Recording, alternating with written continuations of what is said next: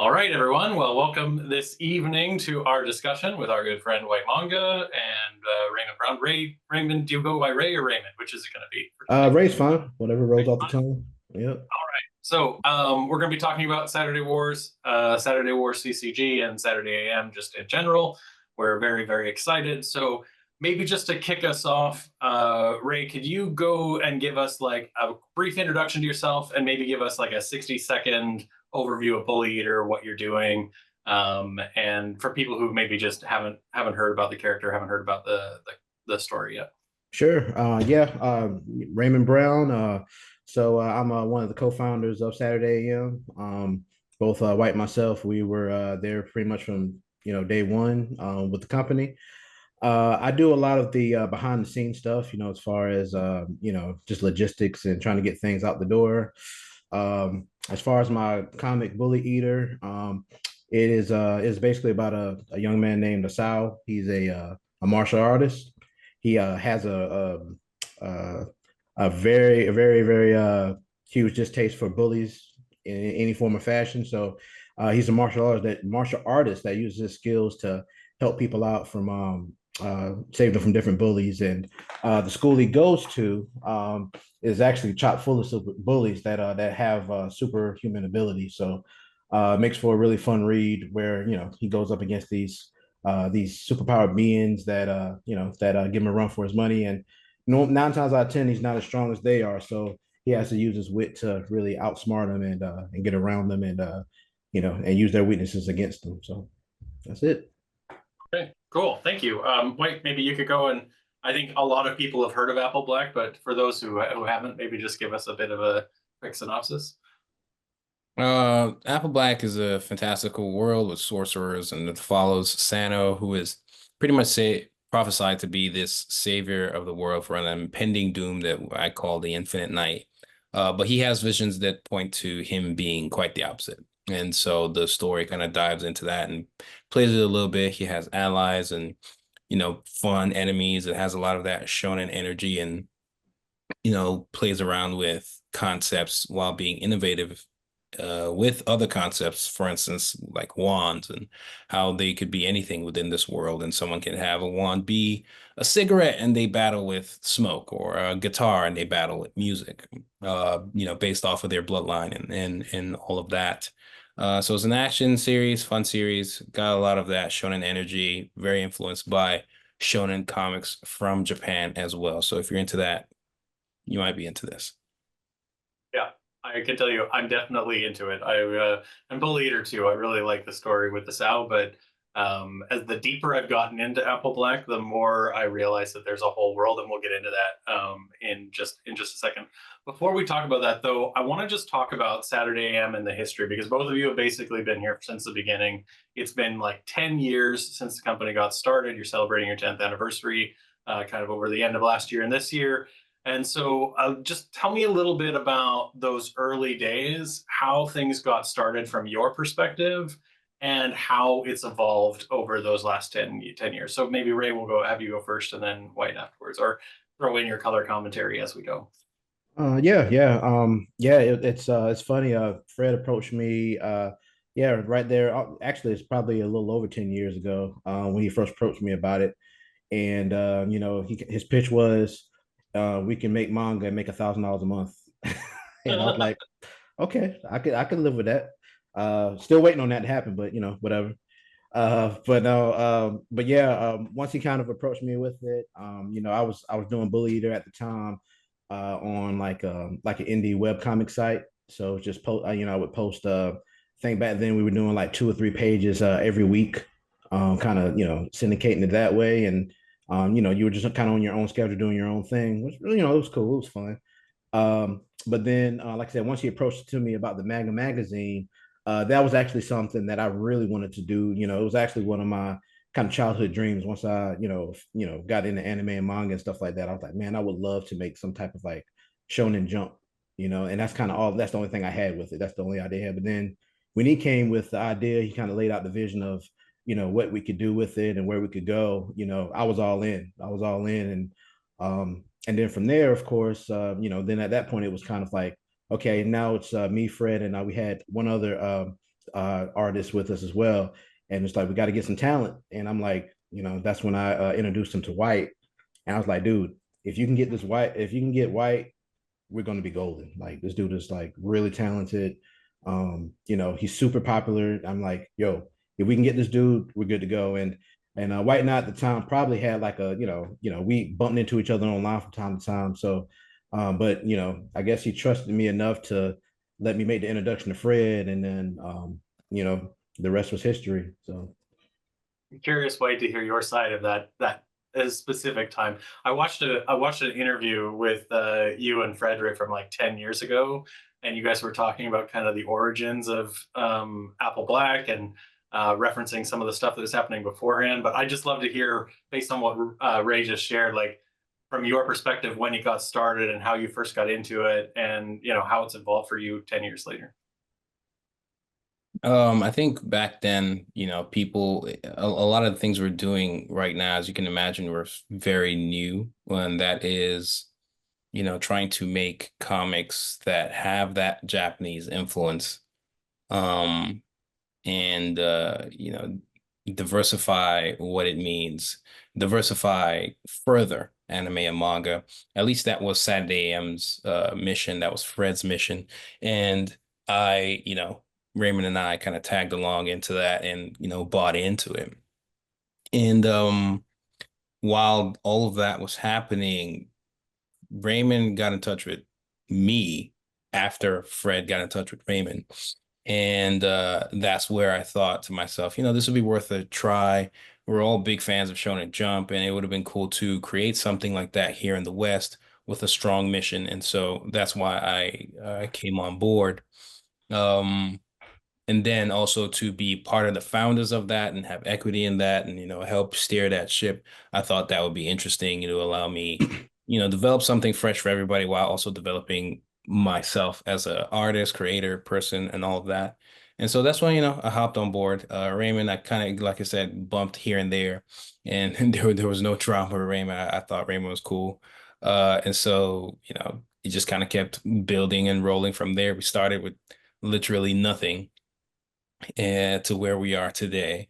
I think that starting from nothing and looking at what we have today is, it's nice to see we've accomplished a lot with nothing, And I'm excited to talk about the games, talk about the books, talk about all of that. And it brings pleasure just thinking about all that we've done to this point. Um, yeah, that's just how it started. And we wanted to do the weekly. First, we wanted it to be weekly, and I was like, nah, okay, it would be bi-weekly. And then, all the struggles that come with doing that with no strong initial capital.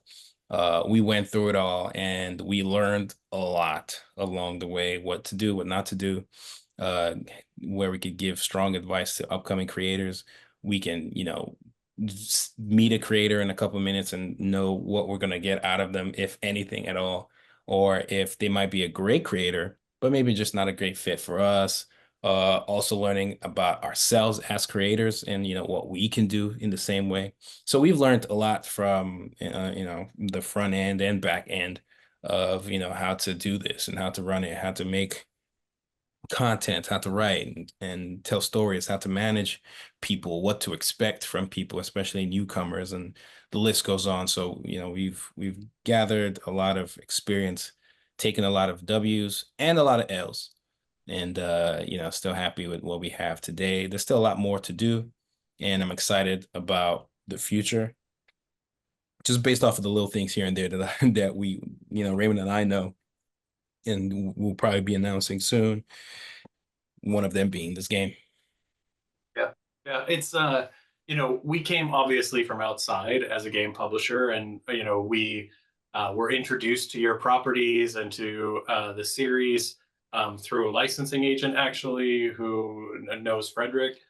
And when we first came to the artwork, it was very clear to us, A, that you guys have some amazing stories, and B, that you've got amazing artwork. So to hear you talk about some of those early days where it might have been a struggle or where you feel like you had to develop yourselves a little bit, it's really interesting now to look back and think about how far you really actually have come.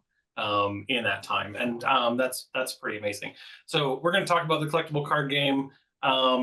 I know that you guys have some apparel type stuff and other things that you've done. But if you could see anything happen with your characters or your stories, like what's the next thing that you wish could happen, apart obviously from the game, because we're already doing that for you. So yeah. Any other thoughts, wishes, hopes, dreams? I'll say okay. From I'll say for Saturday AM and I'll say for Bully Eater. For Bully Eater, there's this game that came out a long time ago on Sega Saturn called Guardian Heroes, and Yeah. it's like a side-scrolling fighting game, but they have like fighting game mechanics like down forward punch and stuff like that. I want a Bully Eater game like that. I don't care if I got to do it myself. I don't care if I got to like hire somebody, whatever. I really want that to happen. And then as far as Saturday M goes, I really would love to have a theme park. Like whenever my wife and I we went to Florida a couple years back for anniversary, and we went to which I think is Orlando Studios, and they have like the whole X-Men set up there, the whole X-Men like world. I'm like, dude, if we had that, I mean, every time I go there, like I'm just like, look, I see Iceman and I'm picturing Santa, or I see, I see Spider-Man, I'm picturing Masao, I see Storm and I'm seeing, Dante, like, all the different rides that are themed off of it. And so yeah, so those are two things I would like to see. Bucket Okay. list stuff. Man, those are like when you were a kid, you wanted a magazine. Now you've got that. Like you've like just Right? push the envelope to the next Let's go. Let's do it. Let's do So it. yeah, let's do it. Wait, but what about on your side? I think it'll be great to develop an even more robust system, similar to what the Japanese have, but here controlled by us, where we're able to find new talent, develop them, have strong editors. We already do a lot of this stuff, but I'm just saying, even on a grander scale, where find new talent, develop them, make sure the content is solid all the way to publication, and solid in ways where readers can find the content, read, engage, and we know what will work best for, print or wherever we want to adapt it or develop it into whatever direction we want. And so just a massive, robust apparatus, you know, a lot of eyeballs, high engagement, and a great system similar to what the Japanese have, but maybe with some elements of what is already here in the West, and then things that also make us unique from everybody else. And then obviously, like, having that part of that system is like a path towards, adaptations like film and animation. And I think that those two things would be solid. Yeah, I can't talk enough. And when I talk to people about Saturday AM, that's the first thing that I start with is it gives a platform for new creators. Mhm. For us within the game development, like that's part of the reason why in our sets we are setting aside a certain number of cards in every set that will be for new creators. It's so that we can help kind of tie into that and give more opportunities for people uh, to have kind of ladders of success. We talked a little bit about that when we were together at Anime NYC when we were launching the game. That for me is a big part of like there's all the fun things about creating the game and putting that together and hopefully having a bunch of fans that really enjoy playing the game. But for me, creating those opportunities is a big part of the reason for us why we wanted to get behind this project. So um, Ray, let's dive into Bully Eater a little bit. It's evolved a lot over time. Could you maybe just give us a little bit more detail about some of the powers that the main characters have and kind of where all of that kind of power system came from?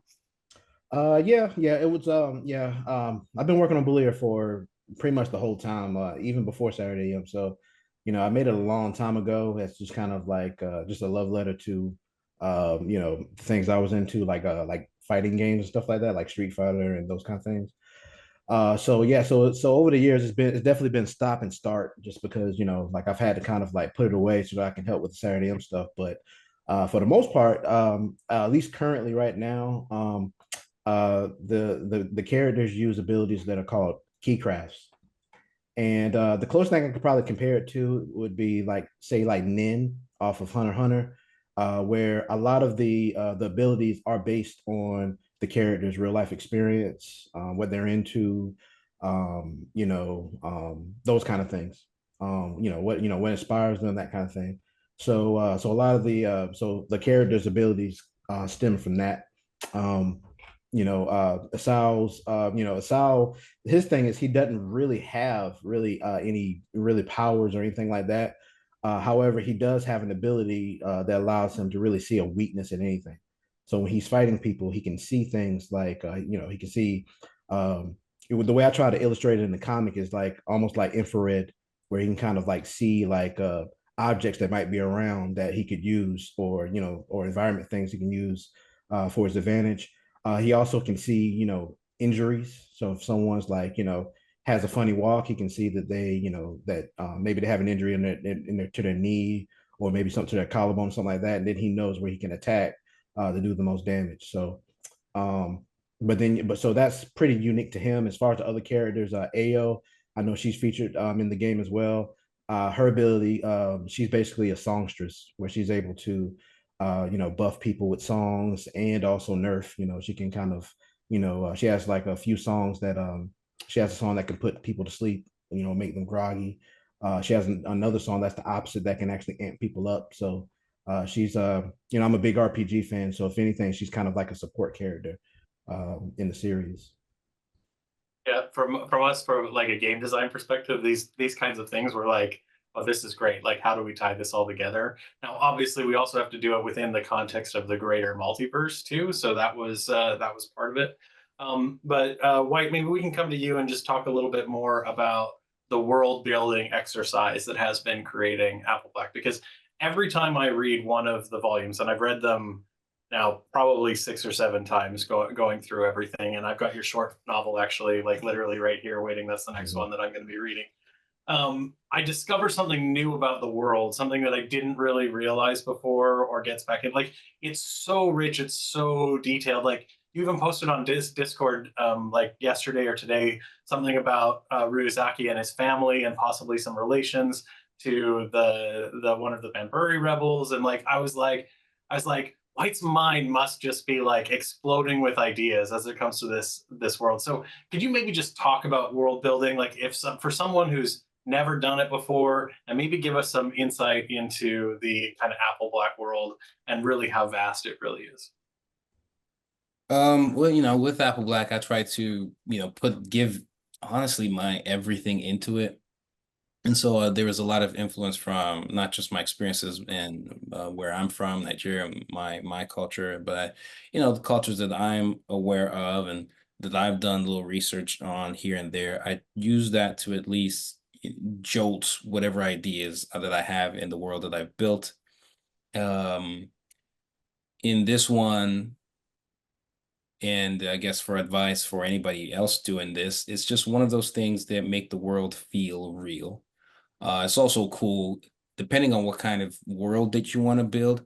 As a creator, you're kind of like God there. You can maybe everybody here, this is a chair, but there I want to call it a pen, and then it's a pen. You know what I mean? You get to make the rules, and I think to make it real is where you can then draw some comparisons to the world that you live in. And what does religion look like there? What does the geography look like?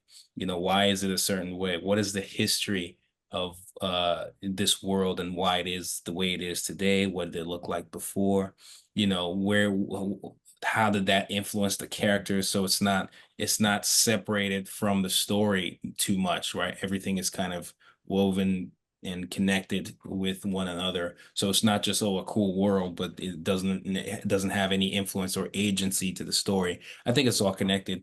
Well, why do the characters dress the way they are? What's the economic, facial, social, everything? Well, what does it look like? How does it influence the story? How does the story influence it?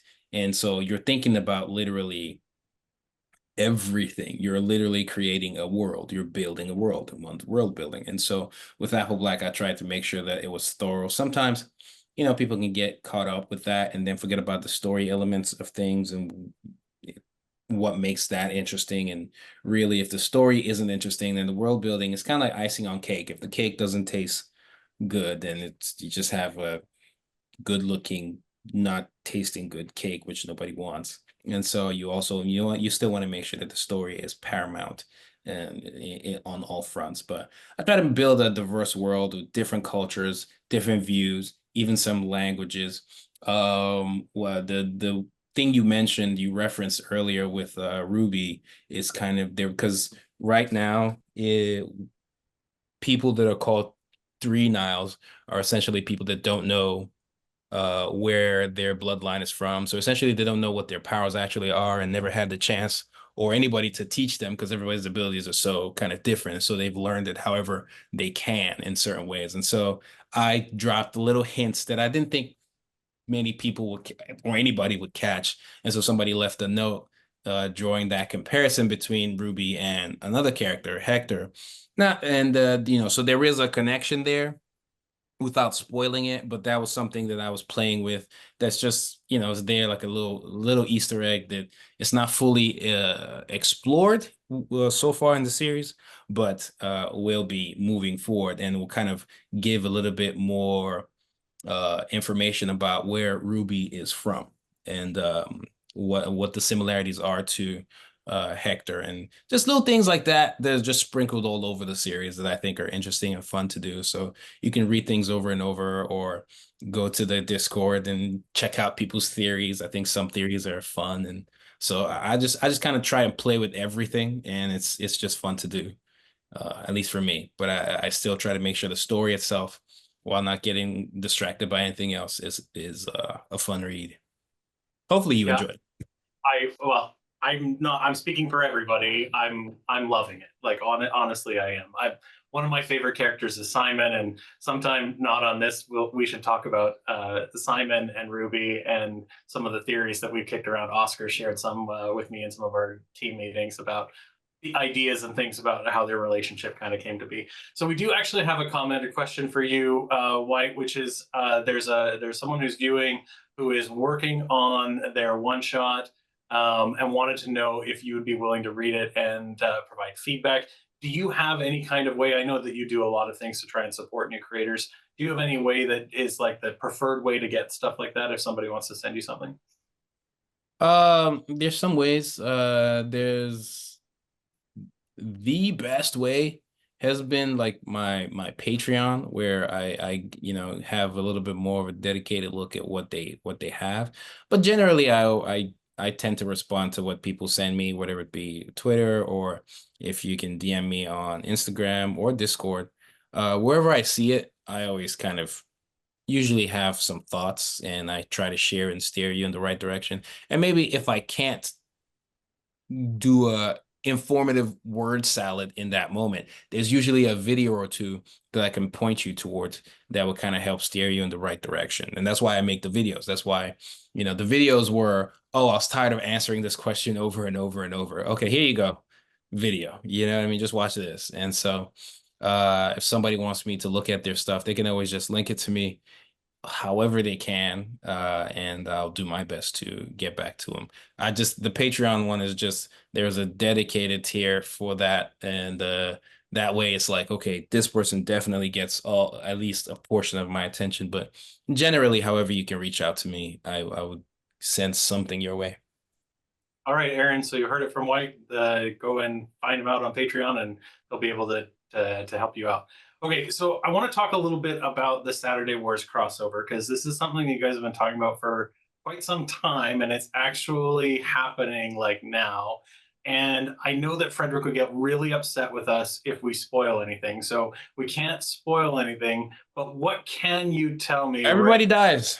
Oh, that would be terrible. That would be absolutely terrible. So, Ray, what can you tell me about the Sow and Saturday Wars? Is there anything that you can tell us about the role that he's going to play in that story without, like I said, without spoiling anything or giving anything that Fred's going to get upset about? Well, it's funny because like you said, we try to do it. I think we tried to do the first run of it back like year 3, White, I think, like year 2 or 3 or something like that. We tried or Something like that. something like that. Maybe 4. Yeah, so yeah, it has been a long process, but you know, the one thing I can say, this is kind of meta, I think, but like it's funny how crazy how the story reflects low key our journey as at Saturday AM.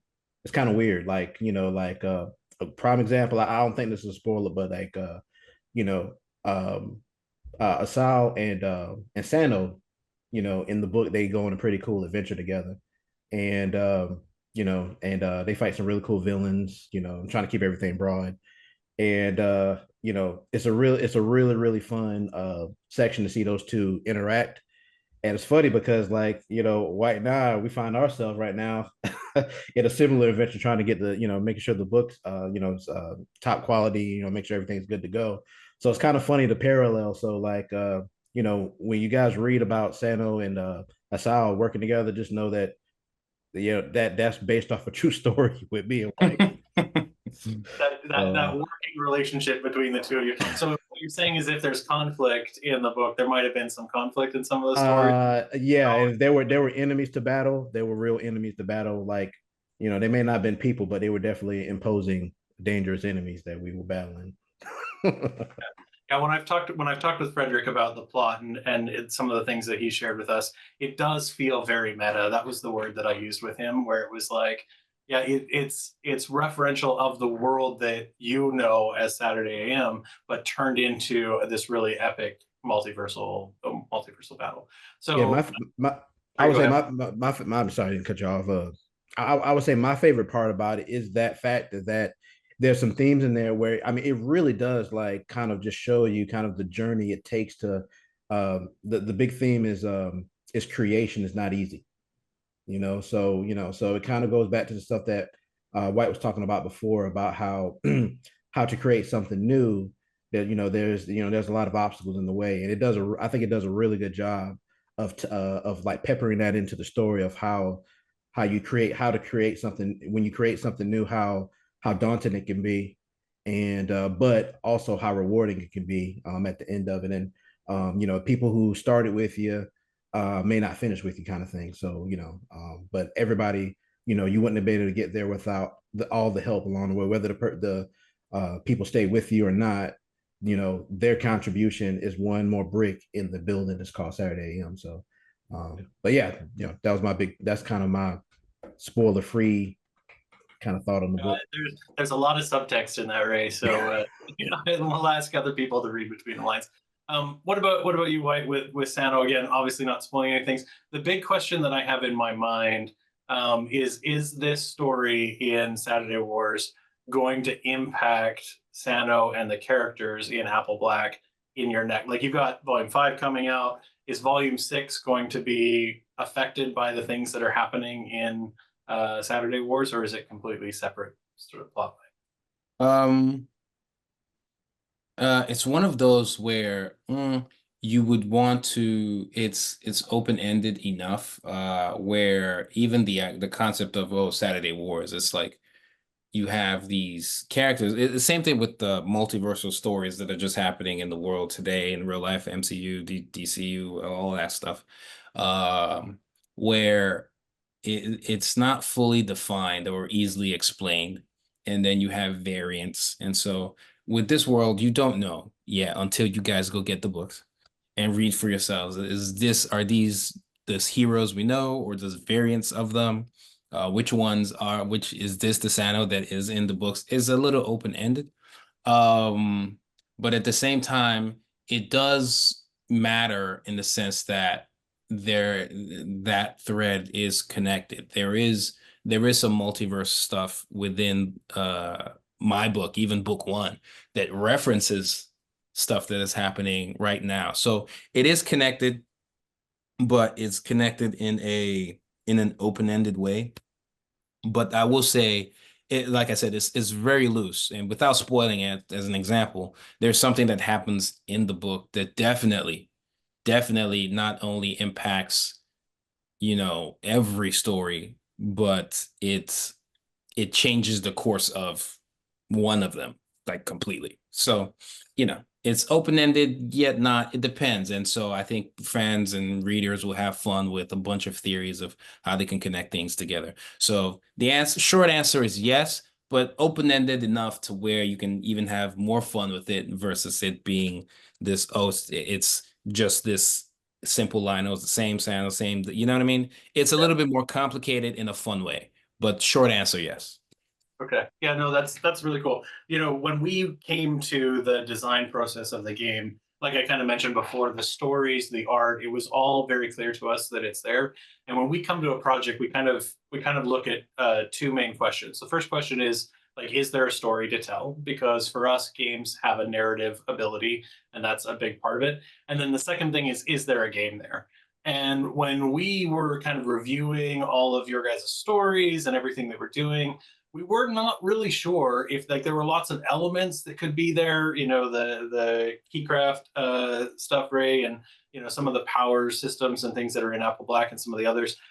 But we weren't really sure how it was all going to fit together. And then Fred told us about Saturday Wars, and we were like, "That's it. That's the game, right? Like this is the way that this is going to all come together. It's this idea of people being pulled out of their universe, being able to create your own story with your own protagonists, having different things happen through them through chapters, and that's all reflected in the design of the game, which is part of been the fun for us. And I wish I could take credit for that, but I have to give credit to Brad, our lead designer. This really kind of came out of his imagination as to how we can take your stories and turn it into something that'll be really fun for game players. So when Fred first talked to you about the idea of doing a trading card game, and I know in the back of his mind it was something he wanted to do for a really long time. What was it that excited you guys about that? And then we're going to get into some of the cards, and we're going to show people some of the cards that you guys have selected that you like. But Ray, let's have you go first. Yeah, I mean, we tried everything, but we've tried trading cards in the past, just kind of like on our own. But what got me excited was that once I saw you guys' resume and I saw that all the cool games you guys created, and that you guys had a passion for this thing, and I'm like sold. Let's do it. I can only imagine what the pros would. We did okay for ourselves, but I can only imagine what you guys put your spin on it, your experience behind it. I knew it was going to be something really, really special. So that's what got me excited about it, knowing that that you guys were at the helm of it. Cool. Thank Uh, you. for me, I'm familiar with trading card games, but not familiar enough to, definitely not enough to play them or all that. But I'm familiar enough with the fact that there is a strong community behind them. So I thought it'd be a great opportunity to expand and get, more people into our stuff in engaging in a fun way, and maybe even people, people who know it, but then also people who maybe they just maybe they only engage with the game, and part of our mission is to bring, fun and diversity to everything, and I saw this was another avenue to do that. But I think I was, also just like Raymond, I was really I was more confident in everything, just knowing how passionate you guys were about trading card games, and being more confident that okay, we're in good hands. And then in good hands with the mechanics and building that community and all of that. And then the cards, I've seen some of the cards, some of the cards, and they look great as well. And I don't know, all of that just instills more confidence in the project overall. So I've never really been into trading card games, but this is one I will play for sure. Like I will play this one. It's similar to like the light novel. I've read books before, but I've never been an avid reader. But you bet I read I read my light novel in order to put that together. I wrote it. Well, I wrote it with Stephanie Williams, who's great. She's done work for Marvel as well. So I thought this was a similar thing, exciting to try something new with people who are passionate about that space. And so we kicked into gear. Yeah, that's kind of our jam, right? Is to find strong people, pull them together, make something really really cool that hopefully people will like. And the response, to be honest, to the game has been phenomenal. We've had the print to play decks out for just over a week, and there's been already 500 downloads of the print to play decks. So like 500. there are a Wow. lot of people that are very excited to get their hands on this game.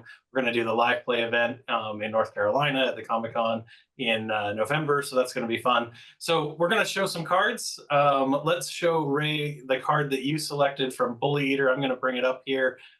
You can maybe tell us a little bit about what's going on in this artwork.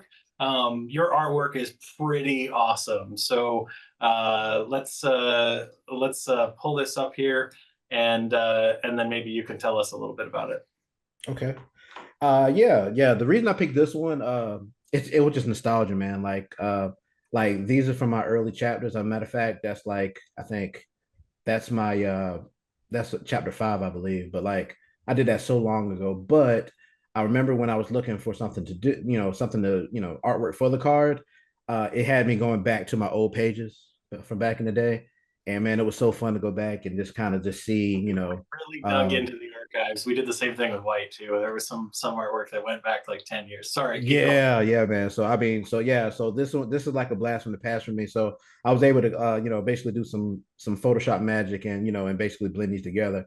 So what's happening here in the artwork, the character in the corner here with the M Bison looking smile, his name is Akuma, and he's a boxer, and he has the ability called Demon Branding, where basically he can land a certain blow on you. Well, let me back up. He's covered in tattoos, just like similar to like a Yakuza. And what's his ability? The way it works is that once he lands a certain blow on you, those tattoos transfer to the person that he hits. And in this case, it's Asao. That's why he's kind of covered in those tattoos. And once those tattoos are on his opponent, he can basically hit them from a long distance. So in the comic, pretty much anywhere in the boxing ring, Asao, for some dumb reason, challenged a boxer to a boxing match, even though he's a karateka. So so anyway, Asao gets covered in the tattoos, and he has to basically figure out a way to outsmart this guy and get a blow on him before before he gets knocked out. So yeah, so that's pretty much what's going on the artwork there. Yeah, awesome. What were some of those references? Because obviously there's a lot of karate stuff that goes on in your story. Like, Mm-hmm. where do you get some of those ideas from? And like the movements of the characters is also really like kind of kind of true. It feels very real. So like, where are a lot of your influences from on those? Like I mentioned earlier, I'm a big fighting game fan, even to this day. I love anything with any of the games with fighting elements to it. So that was the big thing there as far as my influences. As far as where I draw speed, I mean, there's a I tend to lean towards artists that are good at illustrating movement. For me, I'm a big believer in the rule of cool. So, like if anybody new watching, that are just trying to become an artist or whatever, you definitely got to get the basics down, like your anatomy and all that stuff. But I would say, as long as it looks cool, hey, all bets are off. Just make it look as cool as possible. So I try to make sure that whenever I draw big moments in my comic, I always think to myself, will this look good on a t-shirt kind of thing or on a poster? Not for every scene, obviously, but for the ones that matter, I always try to keep that in my mind. Um, and yeah, so so that's kind of I follow a bunch of different artists, and I'm not going to name any here, as far as because they're all like kind of like um they're Japanese artists, and it's hard to kind of pronounce the name without butchering it. So, but there are a lot of artists I follow that they focus on speed. I will say one of them, the creator of Don to Don, he does a really good job of drawing speed and movement in his comics, and I've been loving the stuff that he's been doing. So, I'm definitely going to be trying to bite some of his techniques in the future as well. Awesome. Well, White will tell you to experiment in the video that he made for us. That's what he said is find new things, try them out, experiment it out. So White, we're going to show Prince Caesar as our card. I'm really glad that you chose this one because there's a new thing that's with this card in terms of how we handled the background for the artwork. This is the first time we've actually revealed this in a live setting. But you go ahead and tell us about the card, and then I can add a little bit about the art treatment if you want. So with this, it's really the choice here was just really because It's been fun and great to see how people have taken to Caesar as a character. Um, sometimes you're writing and I'm confident in what I'm writing and what I'm putting together, but it's also fun to see a plan come together. And so a lot of people were fond of Caesar and have him as a character, a fan favorite even. I did a popularity poll, and I think he came in sixth or something like that. And being a villain who honestly also doesn't have that as much screen time as a couple others. It was just great to see, and so ultimately that's just it. And I think I really like what I was able to achieve with the character all throughout the volumes. And as a fan favorite, I just thought it would be a great card for people to have and play with. And so that's why I put this together, and that's why I went with Caesar. All right, awesome. No, no, thank you. And I agree 100%. Like his arc in the books is like incredible. It's one of my favorites to kind of follow. On the background of this, so you can see here that we have these black and white panels that we've pulled out of the books, and there are several rare characters that have this treatment in the set. So this is the first one of those that we've seen. So you can see obviously Caesar with the in the foreground in the color image, and then you've got him kind of in the background on the top right and top left. If you look really carefully in the bottom right corner, you can kind of see him standing there, and he's got this big blast of energy coming out. That's from a fight that he had. I think it's from book 3. I'm gonna have to double check, but I'm pretty sure that's where it was from. And so we wanted to show Caesar from a bunch of different angles to try and add a little bit of flavor to this overall character, and pay some homage to the panels and the beautiful artwork that you've created. So thank you for sharing those. So while we're going on there, maybe you can tell us something about Sano that most people maybe haven't picked up on yet, or something that you haven't seen. It doesn't have to be anything like massive spoiler or anything like that, but just something about him that you don't think a lot of people would necessarily know. Um, I don't think anyone has caught it yet, or at least if they have, is not to my attention. And I don't think it would be a spoiler if I deep dive into it. But Sano is the name is an anagram for a son. So there's that. And I think it's interesting if you deep dive, and then that goes into theories, which I don't want to feed into. But I think it's an anagram for a son, which Sano is. And I always thought that was like an interesting little thing that's in everybody's face.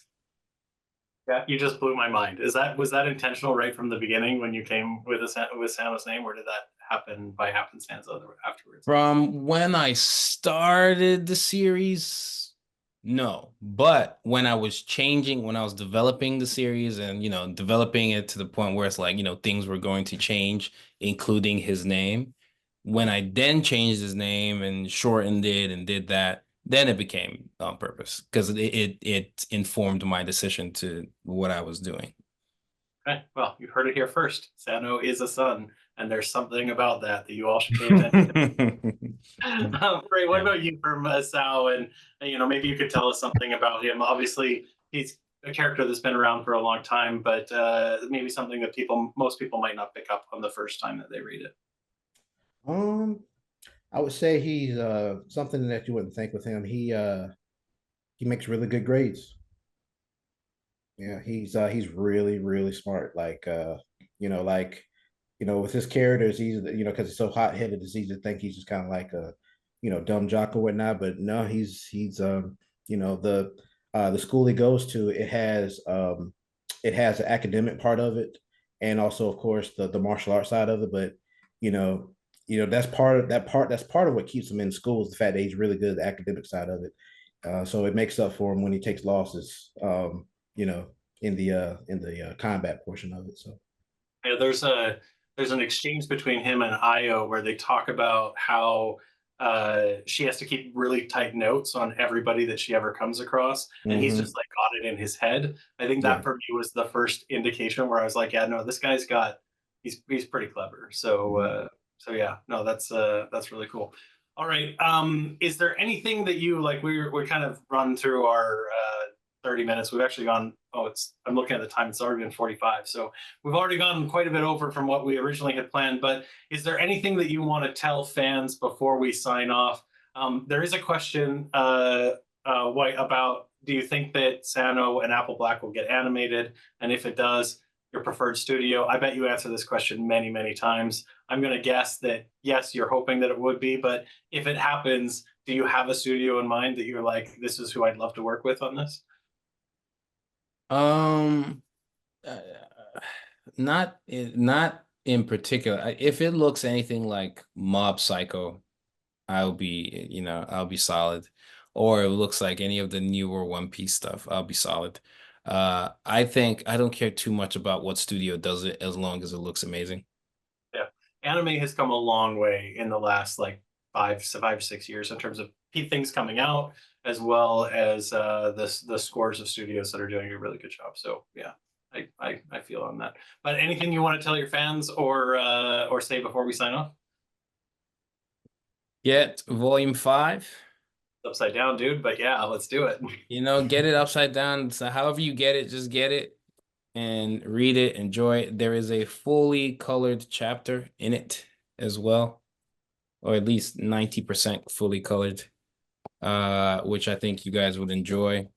And yeah, it just starts the next arc in Apple Black, which sort of a tournament arc, which I hope, hopefully everybody enjoys.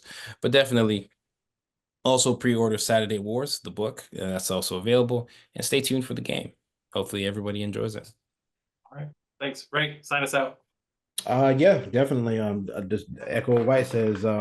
I'm looking forward though. I'm looking forward to NC Comic Con where we can play the game. I hope any of you guys that are in the North Carolina area or not, if you want to come on down North Carolina wherever you are, come down and play with us, and you know, maybe we'll wager something fun if you can beat us, which you probably will. Yeah, I'm gonna be there also to be help kind of teaching people how to play the game. I hope that I don't screw it up, like that because our design team is like they're putting a lot of pressure on me to make sure that we educate people how to play it, and it's gonna hopefully be a lot of fun. So yeah, we're very excited. We'll see you all in North Carolina in a couple of weeks, and yeah, talk to you all later. Have a great evening, everyone.